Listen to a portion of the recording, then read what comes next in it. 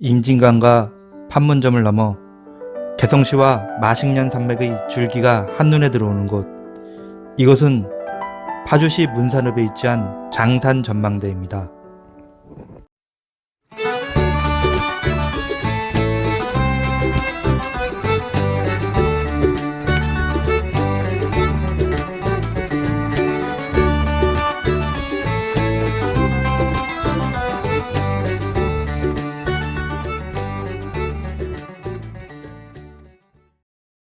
장산 전망대가 위치한 이곳 파주는 풍요의 고장이자 인물의 고장입니다. 넓고 기름진 농경지로부터 나오는 경제적 자원이 마음껏 공부하고 연구할 수 있는 바탕이 되어 황희정승, 율곡 이이, 우제성원 등 많은 인물들이 배출될 수 있었습니다. 특히 이곳 장산 전망대 인근에는 율곡과 관련된 지명이 있고 화석정을 비롯한 여러 유적들이 있습니다.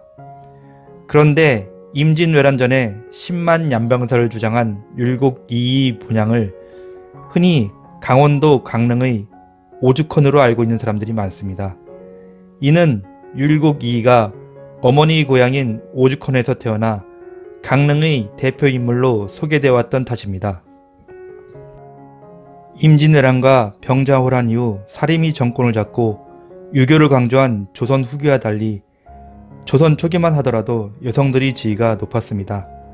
이에 모계의 권한도 막강했기에 율곡은 본가가 있는 파주가 아닌 험한 대관령 산길을 넘어 외갓집에 있는 강릉에서 태어나야 했고 강릉과 파주를 오가야 했던 것입니다.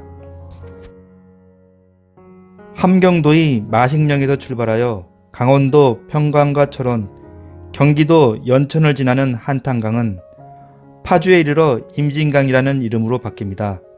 이 임진강이 두 갈래로 갈라져 흐르면서 가운데에 모래와 흙을 쌓아 만들어 놓은 섬 초평도는 풀이 무성하게 자라 평평하다 하여 붙여진 이름입니다.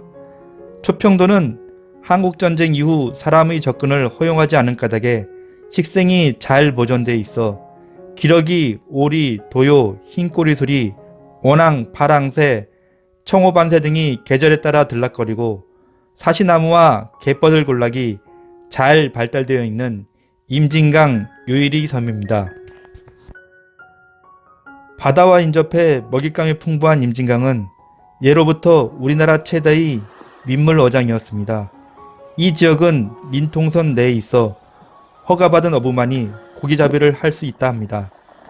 군사적 위험이 있는 지역이라 한 배에 2명이 작업해야 하는데 참개와 참붕어, 빠가사리, 누치, 꺽지 등 다양한 어종이 잡히고 있습니다.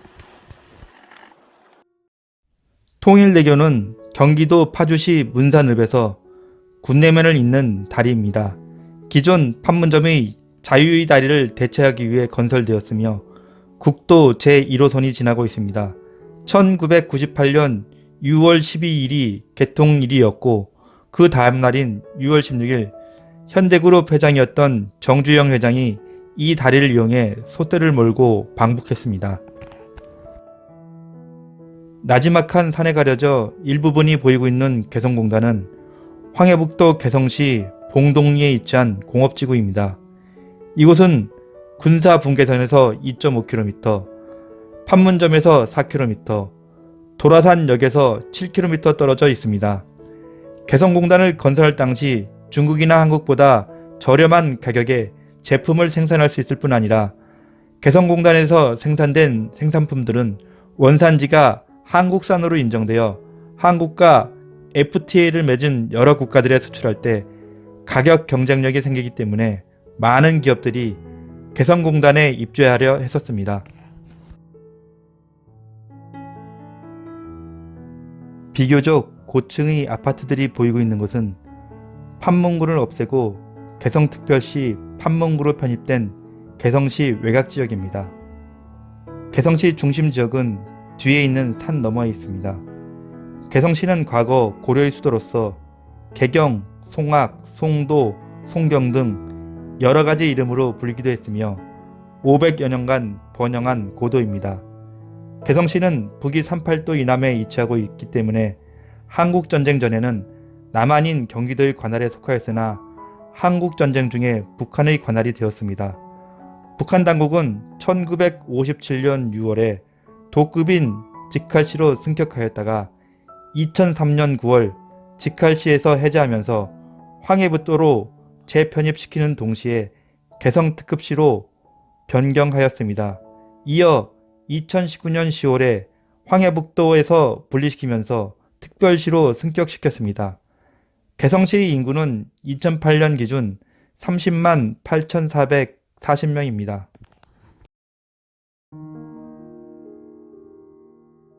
인공기가 나부끼고 있는 곳 위쪽 부근에 북한 비무장지대 안 민간인 마을인 기종동 마을이 있습니다. 기종동 마을은 개성특별시 평화리에 있으며 한국전쟁이 발발하고 1951년 10월 정전회담이 판문점에서 열리게 되면서 판문점 근처에 위치한 대송동 마을과 함께 군사분계선상에 있으면서도 유일하게 전투지역에서 제외되었습니다.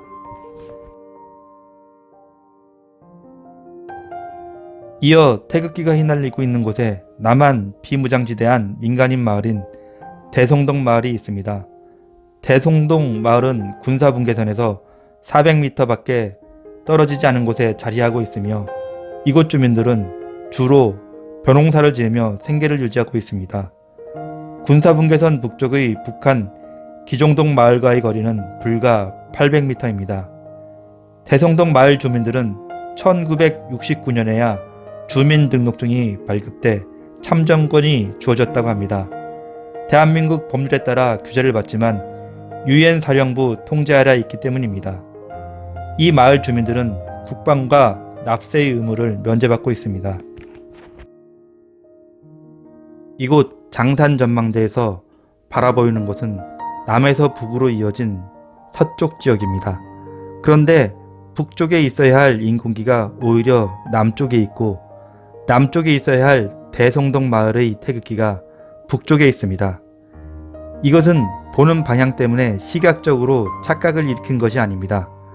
북한의 인공기 개양대는 대송동 마을 태극기 개양대보다 위도상으로도 남쪽에 있기 때문입니다. 북측 지역 안에 있는 개성공단도 남측 지역인 대송동 마을보다 위도상으로 남쪽에 있습니다. 이것은 서부전선을 담당했던 미군이 전쟁에 지체하는 미국 내 여론으로 휴전을 원한 결과였습니다. 당시 서부전선에서 38선 아래로 밀리게 된 미군은 휴전회담에 방해가 되지 않기 위해 동부전선을 맡고 있는 우리 국군과 달리 적극적 공세를 취하지 않았습니다.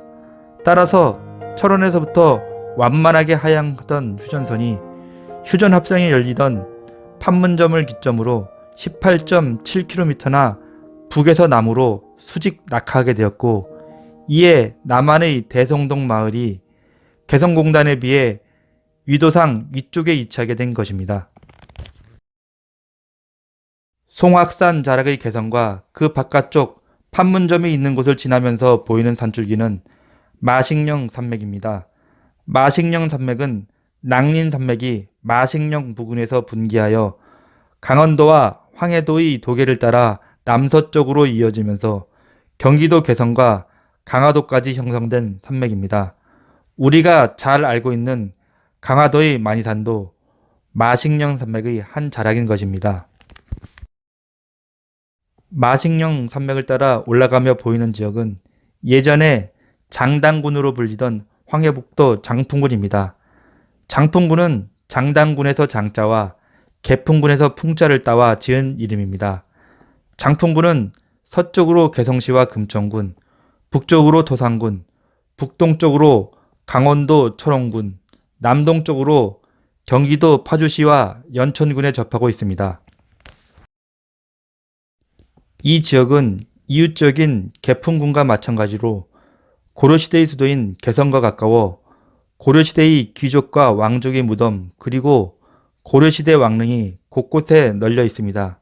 그리고 옛 장당군에 속했던 파주, 서쪽 연천 일대의 비무장지대에도 발굴을 하지 못한 고려시대의 왕족, 귀족, 왕릉이 곳곳에 위치해 있다고 합니다.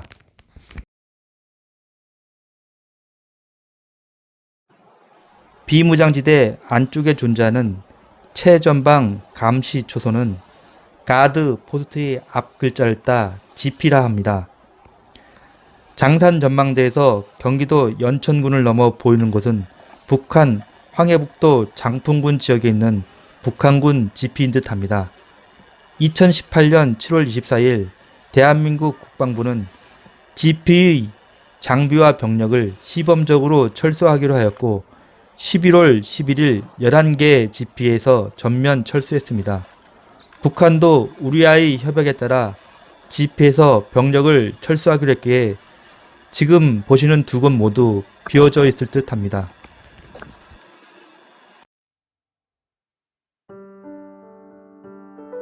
흰 꼬리 수리로 보이는 새가 남과 북을 오가며 자유롭게 날고 있습니다.